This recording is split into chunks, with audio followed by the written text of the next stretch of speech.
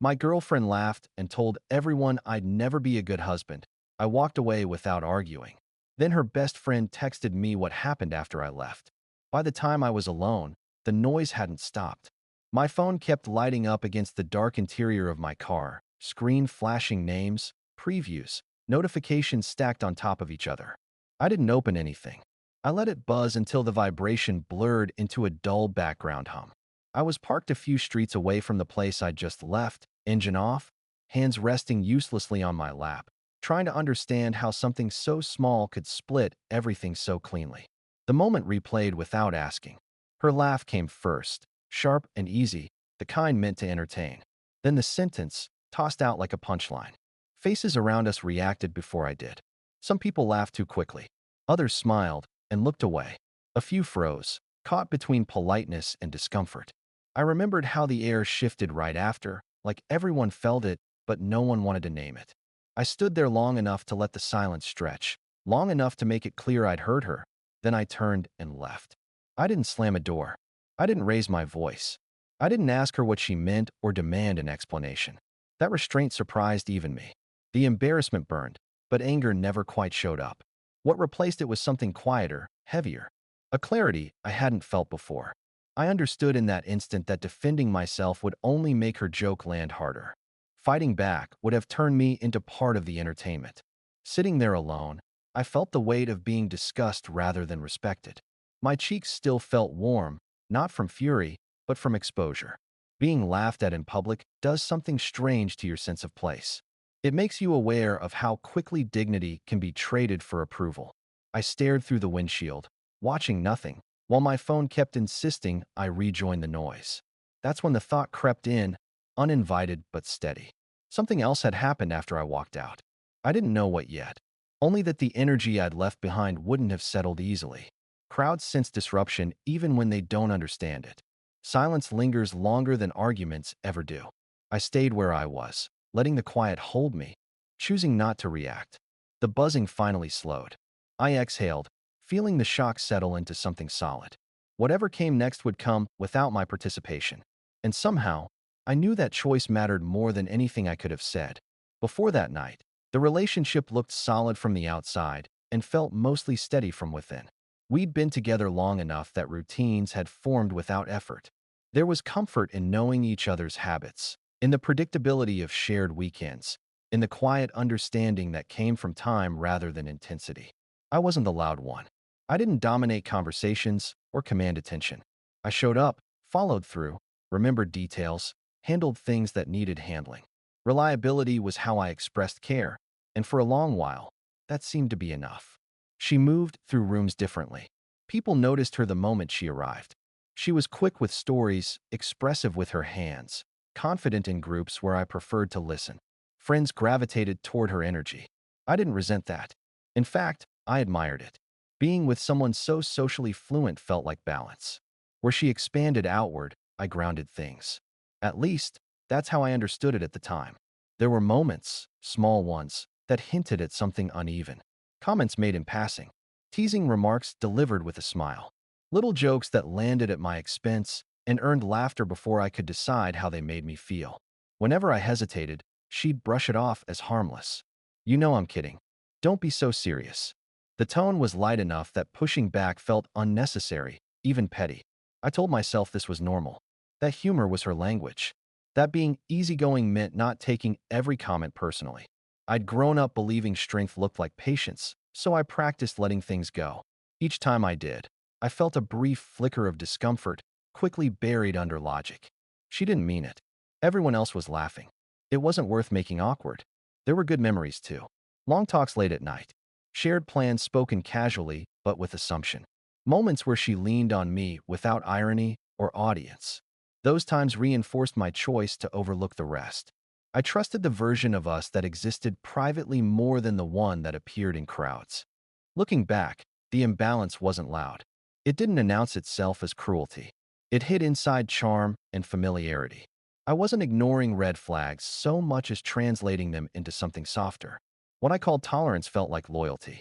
What I framed as trust slowly became habit.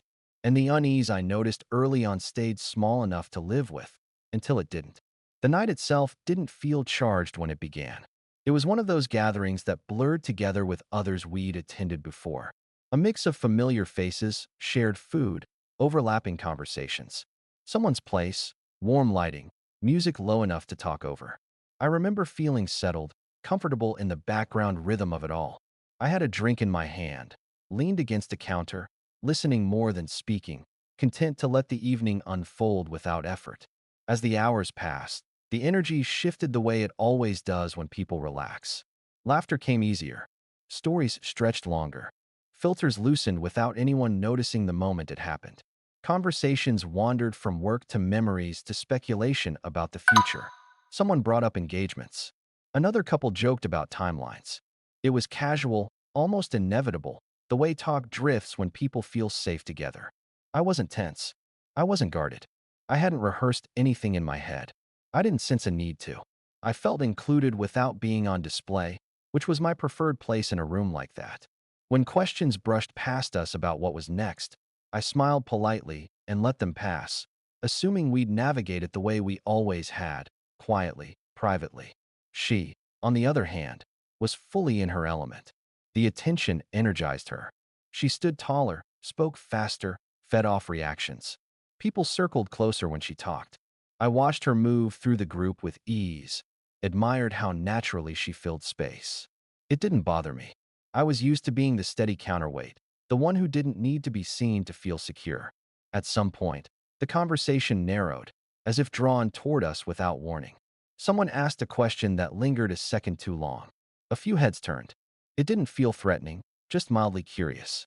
I assumed we'd deflect, maybe laugh it off, maybe change the subject. That's how it usually went. There was a moment right before everything tipped when I felt completely at ease. A false sense of safety, though I wouldn't have named it then. I was relaxed enough not to brace, not to anticipate. I trusted the room. I trusted her. The idea that something could fracture right there, in front of people who thought they knew us, didn't register. That's what made the impact so clean. There was no buildup of tension, no warning signs flaring in advance. Just a normal evening, unfolding as expected, until it suddenly wasn't. The question didn't land sharply at first. It floated out casually, the way people ask when they're half joking and half curious, something about the future, about settling down, about whether we'd ever make it official. I barely registered it before she reacted. Her laugh came fast and loud, cutting through the room with ease. It wasn't nervous or hesitant. It was confident, practiced, meant to draw attention. The kind of sound that signals a punchline is coming. She didn't look at me when she answered. She looked at everyone else. With a grin still stretched across her face, she waved a hand lightly and said it, the word never landing softly no matter how it was dressed up. She said I would never be a good husband. Not might struggle, not had things to work on. Never. The certainty of it hit harder than the sentence itself. She followed it with another laugh, as if that softened the blow, as if humor could turn a verdict into entertainment. A few people laughed along immediately, relieved to be told how to react. Others joined in a beat later, uncertain but unwilling to be the odd one out. There were smiles that didn't quite settle, eyes that darted away, mouths that opened and then closed without sound. The room filled with noise, but none of it felt warm. I didn't move. For a second, my body forgot how. It felt like standing under a spotlight I hadn't agreed to step into. Every part of me went still while my mind scrambled to catch up. I became aware of my posture, my expression, the fact that I was being looked at without being addressed. I wasn't part of the joke. I was the subject of it. She kept talking, adding a few playful words, trying to sell it as harmless. Someone nudged someone else.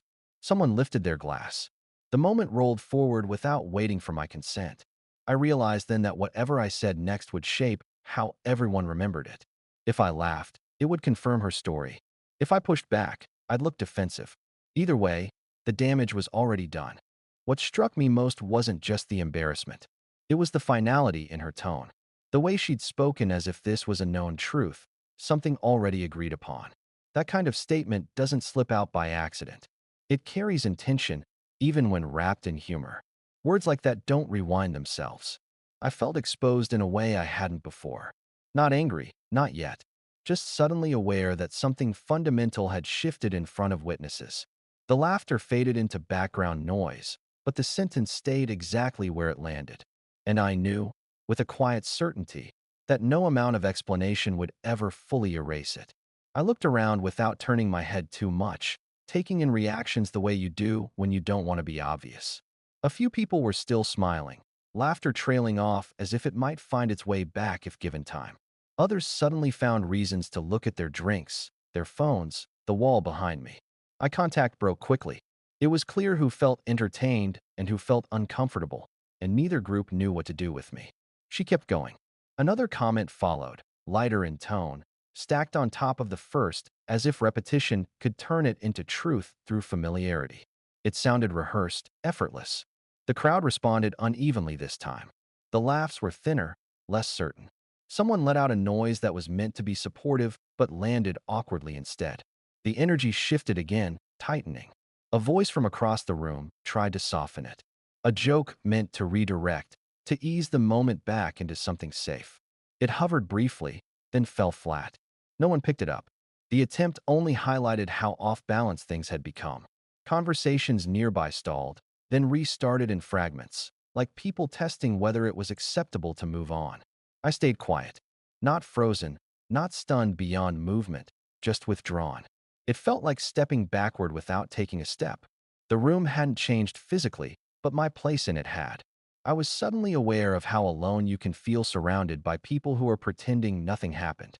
The noise resumed around me, but it no longer included me.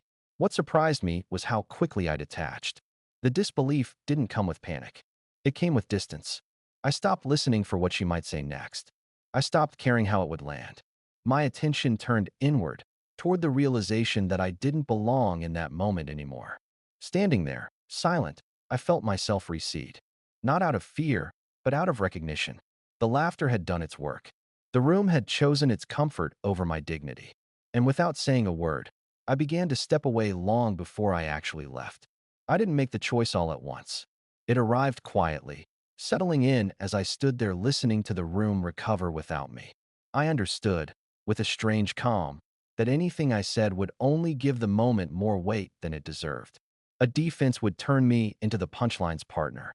An argument would shift attention from what was said to how I reacted. Either way, I would be the one explaining myself, and that felt wrong. There was also the awareness that pushing back would look exactly like what her words implied. Hurt, small, needing approval.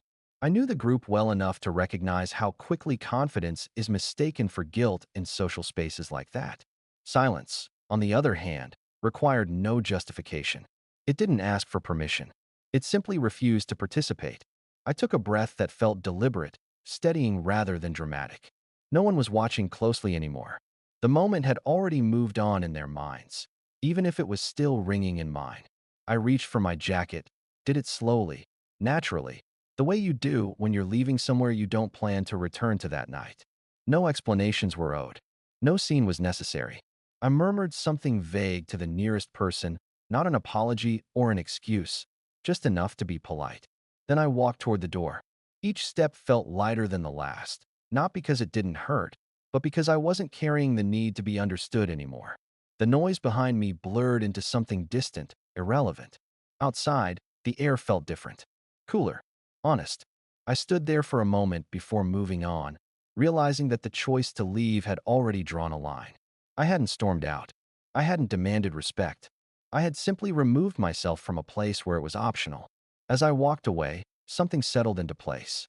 Not closure, not relief, but certainty. The kind that forms before words catch up. The ending wasn't loud, but it was real, and it had already begun. After I left, I didn't know what happened. That gap mattered. I drove without direction for a while, letting streets pass without meaning, the sound of my phone buzzing against the console like something distant and unimportant. I didn't check it at first.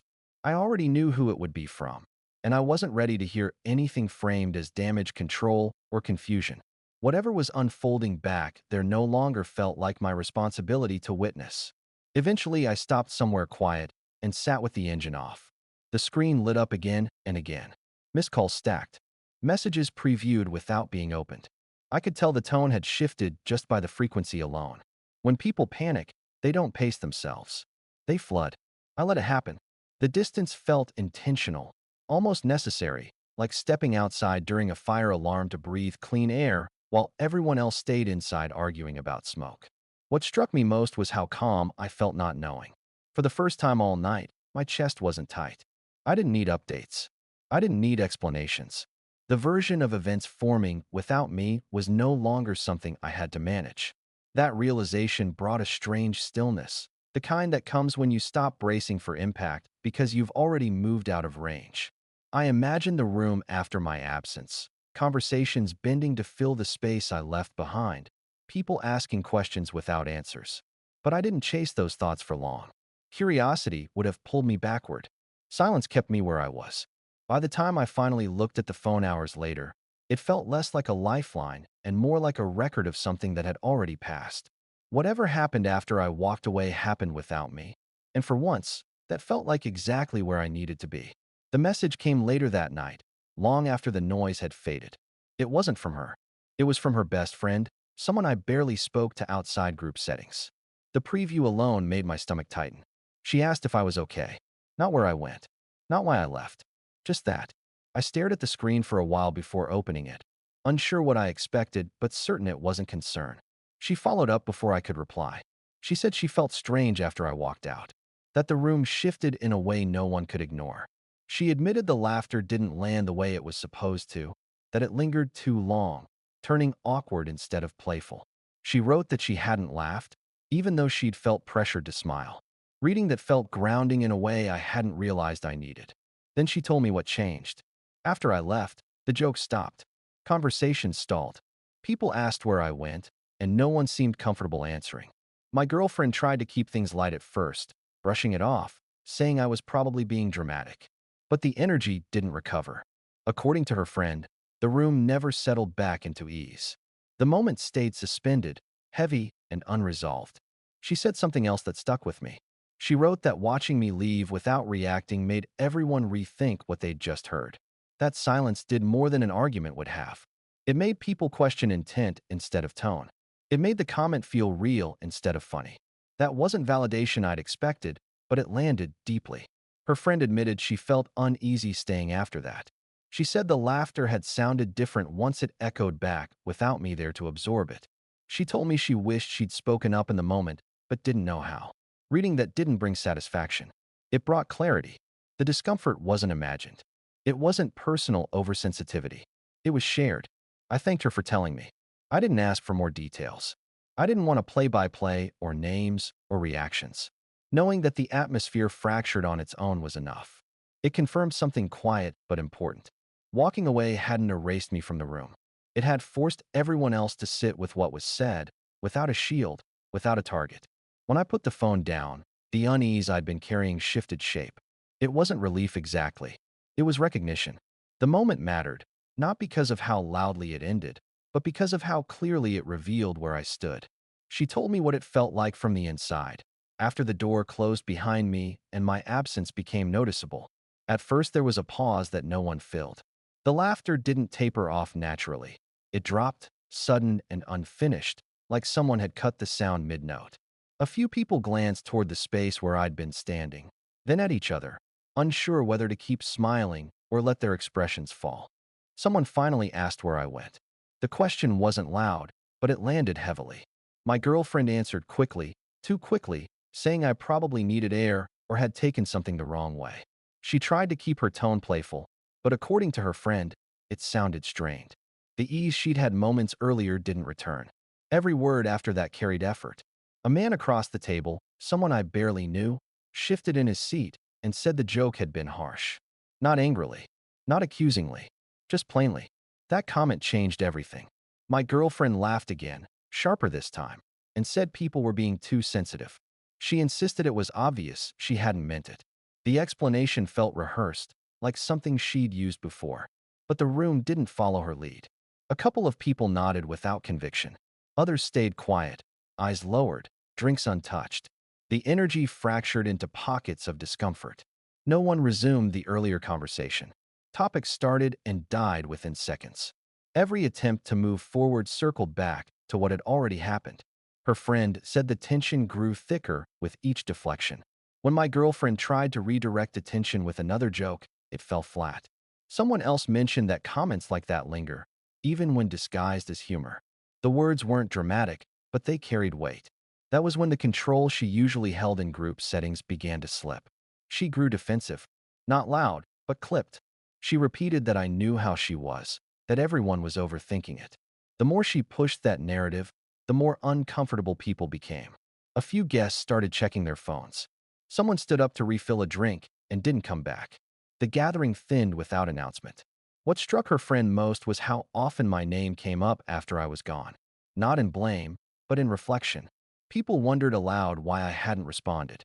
Someone said my silence said more than any argument could have. Another admitted they would have reacted the same way. Those comments weren't meant for me, but they mattered. By the time the night wound down, the group hadn't reached consensus or comfort. There was no resolution, just an unspoken understanding that something had crossed a line. My girlfriend, according to her friend, looked unsettled in a way she rarely allowed herself to show. The laughter she relied on hadn't protected her this time. Hearing all of that later didn't feel like victory. It felt like delayed acknowledgement. The impact didn't come from confrontation or raised voices. It came from absence. By leaving quietly, I removed the shield that had always absorbed the edge of her words. Without me there, the comment stood on its own, exposed and unmistakable. That was the part that stayed with me. Not that people defended me, but that they finally saw the moment clearly once I wasn't there to soften it. The room had changed, not because I demanded anything, but because I refused to play my usual role. And once that happened, nothing could be laughed away. According to her friend, the shift didn't happen all at once. It came in layers. At first, my girlfriend tried to regain footing by minimizing what had happened. She said people were reading too much into it. She shrugged and repeated that I'd always been sensitive, that I knew her sense of humor better than anyone. The words were familiar, but without me there to absorb them, they sounded hollow. As the night went on, that confidence thinned. She circled the same explanations, adjusting them slightly each time, as if the right phrasing might rewind the moment. She insisted she'd meant it affectionately. Then she said I should have known better. Then she claimed I embarrassed her by leaving. Each version contradicted the last, and the inconsistency showed. The story stopped feeling solid. What unsettled her most wasn't criticism from the room. It was the lack of resistance. She kept waiting for me to push back, to send a message, to show up again and give her something to react against. Instead, there was nothing. No defense. No argument. No chance to redirect blame onto a mutual exchange. That absence stripped her of the dynamic she relied on. Her friend said frustration crept in where charm used to sit. She snapped at small comments. She accused people of taking sides when no one had spoken up yet. The humor she usually wielded as armor failed to land, and without laughter to reinforce it, the edges became sharp. Control slipped, not through confrontation, but through exposure. At one point, she asked out loud why I couldn't just talk things through like an adult. The irony wasn't lost on anyone listening. She framed my silence as immaturity, yet it was the only response that hadn't escalated anything. The more she criticized my restraint, the more it revealed how much she depended on reaction to maintain balance. By the end of the night, she looked unsettled, not angry in the explosive sense, but unsteady, like someone who'd lost their footing on familiar ground. Her narrative required participation. It required me to play a role. Without that, it unraveled on its own. Hearing this later clarified something I hadn't fully understood in the moment. The power hadn't come from what she said. It came from expecting me to absorb it quietly or fight back loudly. When I did neither, the structure collapsed. The jokes had no echo. The story had no counterpoint. What remained was intent, standing alone, without cover. That realization stayed with me, not as vindication, but as understanding. I hadn't taken anything from her by leaving. I'd simply stopped giving her what she needed to keep control. Her message didn't end with the description of that night. After a pause, she added something else, carefully worded, like she'd been debating whether to say it at all. She admitted this wasn't the first time she'd felt uneasy watching how I was spoken to. Not just jokes, not just teasing, but small cuts disguised as humor that always seemed to land in the same place. She said she'd noticed it long before that evening. She explained that, in private, there had been moments when friends exchanged looks or changed the subject after comments about me. Not because they wanted drama, but because it felt uncomfortable to witness. She confessed that she and one other person had talked about it once, quietly, wondering if I was aware of how often I was being diminished in front of others. At the time, they convinced themselves it must be mutual, that I was fine with it, because I never objected. Reading that hurt more than I expected, not because of the criticism, but because it confirmed something I'd felt and dismissed. I'd always sensed a slight imbalance, a way I was framed as the grounded one who could take a joke, absorb tension, smooth edges. I told myself that was trust, that it meant strength. Hearing that others saw the pattern made it clear it wasn't invisible. It had simply gone unchallenged. Her friend said she felt guilty for staying quiet. She wrote that it was easier to assume I didn't mind than to risk disrupting the dynamic. She admitted that silence can become agreement if it lasts long enough. That line stayed with me. It explained why the behavior continued. It wasn't just one person crossing lines. It was a room that learned those lines could be crossed without consequence. There was sadness in that realization, but also relief. The confusion I'd carried wasn't a failure to understand. It was the result of constant minimization, both external and internal. Knowing that others had noticed the same pattern validated instincts I'd buried for the sake of harmony. She didn't excuse herself. She didn't ask me to forgive anyone. She simply acknowledged what she'd seen and wished she'd spoken sooner. I thanked her, not because it fixed anything, but because honesty matters when clarity is finally reached.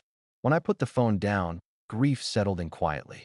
Not just for the relationship, but for the version of myself that kept shrinking to fit a role that made others comfortable. At the same time, there was a strange calm. The doubt was gone. What remained was truth, steady and unmistakable, and the knowledge that walking away hadn't been an overreaction. It had been recognition. I didn't confront her. Not in the way people expect, with messages stacked into paragraphs or a call filled with emotion. I read what came through, the questions, the confusion, the attempts to pull me back into discussion, and I chose not to match the energy. I knew that explaining myself in detail would only reopen the same dynamic, where my feelings became something to debate instead of something to respect. When I finally responded, it was brief. No accusations. No rehashing the night. I said I needed space and that I wouldn't be continuing the conversation. That was it. No defense of my character. No list of examples. No demand for understanding. I didn't know a closing argument for choosing dignity over participation. There was a moment of hesitation before sending it, not because I doubted the decision, but because I understood what it would mean. Short replies don't invite negotiation. They don't offer openings. They draw a line without raising a voice. I sent it anyway. The silence that followed felt intentional. Not empty, but contained. For the first time, I wasn't managing someone else's reaction or preparing for the next exchange. I wasn't shaping my words to avoid being misunderstood. I had already been clear enough. What surprised me was how steady I felt afterward. There was no rush of regret, no urge to add clarification. I didn't need her to agree with me. I didn't need acknowledgement. The boundary existed whether it was accepted or not. That choice, not to engage emotionally, wasn't avoidance. It was economy. I spent only what was necessary and kept the rest for myself. In doing so, I learned something important. Closure doesn't always come from confrontation. Sometimes it comes from refusing to repeat a pattern that no longer deserves your energy. By stepping back quietly, I wasn't disappearing. I was deciding where my attention belonged. And for the first time in a long while, it wasn't centered on being understood by someone who had already shown me how little my understanding mattered. The breakup didn't arrive with a raised voice or a dramatic exchange. It unfolded quietly, almost anticlimactic, which seemed to unsettle her more than anger ever could. When she realized I wasn't coming back to argue, to justify myself, or to repair the image she'd lost control of, the shift was immediate. She asked when we would talk in person. I told her there was nothing left to discuss. That answer landed heavier than any accusation. She didn't expect it to end that way. There was a pause in her replies, followed by questions that circled rather than confronted. She wanted to understand how something so small could lead to distance. She framed the moment as a misunderstanding, something that could be smoothed over if I would just engage. What she couldn't accept was that I wasn't interested in smoothing anything anymore. When I told her I was done, the response wasn't grief at first. It was disbelief. She repeated that couples fight, that tension happens, that leaving without working through it felt extreme. The irony didn't need to be pointed out. Working through things had always meant me absorbing the discomfort while she moved on unchanged. I wasn't willing to do that again. She tried to reassert control in quieter ways. She reminded me of shared plans, mutual friends, history. She suggested taking time rather than ending it outright. Each attempt assumed the decision was flexible, that I could be guided back if approached correctly. When I didn't shift, frustration surfaced. Not loud, but sharp. The absence of resistance left her with nothing to push against. What struck me was how uneven the ending felt. I had already processed it internally. She was only beginning to realize the ground had moved. There was no shared moment of closure, no agreement on what had happened. She wanted resolution that preserved her narrative. I needed separation that protected my sense of self. We didn't meet again. There was no final conversation where everything was said. The relationship ended through withdrawal rather than explosion. I stepped away, and the space held. That was enough. In the days that followed, messages slowed, then stopped. Friends reached out cautiously, unsure how to approach the shift. I kept responses simple. I wasn't interested in managing perceptions or assigning blame. The truth didn't require explanation anymore. The calm surprised me. I expected more weight, more second-guessing. Instead, there was relief in the quiet. Not happiness, but steadiness. The relationship had ended without theatrics, and that felt appropriate. It reflected the way I chose to leave the room that night. Without spectacle, without defense, just a clear decision, held firmly, and carried through. That was the end. Not dramatic, not mutual, just final. Looking back, what stayed with me wasn't the laughter itself, but the way it landed in public, sharp and careless, wrapped in something that pretended to be light. I understood then that embarrassment doesn't always come from cruelty. Sometimes it comes from familiarity used without care. Being spoken about that way, in front of others, revealed a gap between how I was valued privately and how I was treated when an audience was present. I realized that affection doesn't require an audience, and respect never needs one. Love doesn't perform at someone else's expense. It doesn't rely on humiliation to get a reaction or approval from a room. The comment wasn't just unkind. It showed a comfort with diminishing me that shouldn't exist where trust lives. That understanding didn't arrive all at once, but once it did, it stayed. What surprised me most was how silence changed the outcome. By not responding, by not defending myself or demanding an apology, I protected something important. I didn't give the moment more power than it deserved. I didn't let my worth become a topic for debate or explanation. Walking away preserved a part of me that would have been chipped away by staying and arguing. There's a difference between being quiet and being small. That night taught me that restraint can be an act of self-respect. I didn't need to prove anything to the people who laughed or looked away. Their reactions told their own story. Mine was simply to leave. Acceptance came later, gently. Not of what happened, but of what it meant. I stopped replaying the scene, stopped wondering if I should have handled it differently. I handled it the only way that kept me intact. The dignity came from choosing not to participate in something that asked me to shrink. In the end, the humiliation passed. What remained was clarity. I didn't lose anything by leaving that night. I kept something far more valuable. In the quiet that followed everything, I finally understood what that laugh had revealed. It wasn't a slip. It wasn't nerves or timing or alcohol. It was comfort. Comfort with the idea that I would absorb it, soften it, make it easier for everyone else to move on. The sound itself mattered less than the assumption behind it. She laughed because she believed I would stay in place. Walking away rewrote that belief. I didn't defend myself because there was nothing to defend. The moment didn't require explanation or correction. It required distance. Leaving said what words never could. It drew a line without noise and made the truth visible to everyone still in the room. The silence wasn't passive. It was decisive. The message from her friend confirmed what I had already begun to feel. Not in a dramatic way, not with praise or outrage, but with honesty. She saw the shift. She felt the discomfort. She noticed how the laughter collapsed once it had no target. That mattered. It meant the moment wasn't imagined or exaggerated. It existed exactly as it felt. What stayed with me wasn't the ending of the relationship, but the clarity that came with it. I saw how often I'd mistaken tolerance for connection and patience for love. I had believed staying calm meant staying strong, even when it asked me to disappear a little at a time. That night showed me the cost of that misunderstanding. I didn't lose anything by leaving. I stopped negotiating my place in the room. I stopped waiting for respect to arrive later. I chose myself without announcing it, without demanding recognition. The absence did the work for me. There's a strange peace in knowing you don't need the last word. The truth doesn't require volume. It holds its shape on its own. I didn't walk away to teach a lesson or to be remembered a certain way. I left because staying would have meant agreeing to something I no longer accepted. That realization settled slowly, then all at once. It wasn't anger that carried me forward. It was certainty, the kind that doesn't shake when questioned. She laughed because she thought I'd stay. I didn't.